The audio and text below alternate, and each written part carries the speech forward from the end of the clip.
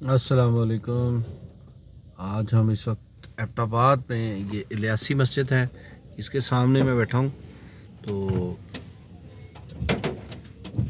अभी बारिश स्टार्ट हुई है, लेकिन ये देखें हवा कितनी तेज़ है।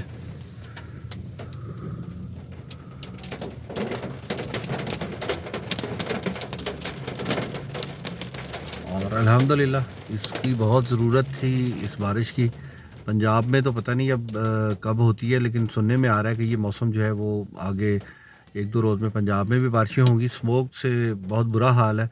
तो हम तो यहाँ आए थे इस नीयत से कि यहाँ पर आजकल समझ ये थी, हमारी ख्याल ये था कि यहाँ पर स्मोक नहीं होगी। लाहौर में और उस सारे इलाके में तो बहुत ज़्यादा स्मोक हमने देखी, लेकिन यहाँ पर भी, जहाँ हम नथिया गली का एरिया में स्टे किया, वहाँ पर भी हवा में हमें धुंध धुंध सी महसूस हो रही थी। फिर वो बात की लोगों से तो पता चला कि घास को आग लगाते हैं तो वो भी धुआं ही है, वो भी धुंध नहीं है, धुआं है हर तरफ। और व्यू बिल्कुल कोई ख़ास नहीं था कि आप आते हैं तो आप पहाड़ी इलाकों में सीनरी के लिए आते हैं, तो वो कोई ख़ास वहाँ दिखाई नहीं दे रही थी।